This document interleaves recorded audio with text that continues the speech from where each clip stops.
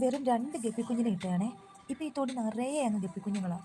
നിറയെ മുട്ടയിട്ട് വിരിഞ്ഞ് നിറച്ച്. അതിൻ്റെ ആ ഒരു ഫുഡ് അങ്ങോട്ട് ഇട്ട് കൊടുക്കുമ്പോൾ എല്ലാം കൂടെ ഒന്നിച്ച് മുകളിലോട്ട് പൊങ്ങി വരും. എത്രത്തോളം നിങ്ങൾക്ക് കാണാൻ പറ്റുമെന്ന് എനിക്കറിയത്തില്ല. പക്ഷെ നിറയെ ഇങ്ങനെ പൊങ്ങി വന്നിട്ടുണ്ട് ആ ഒരു തീറ്റ എടുക്കാനായിട്ട്.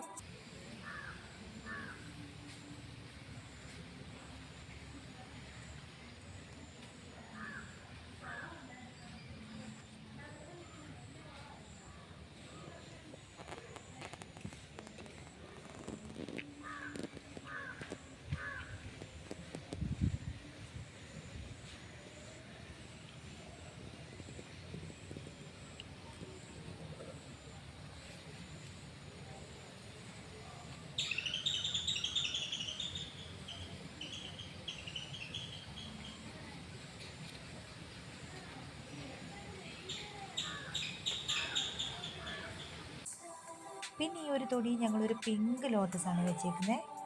ഇടയ്ക്കത് വിരിഞ്ഞ് നിൽക്കും.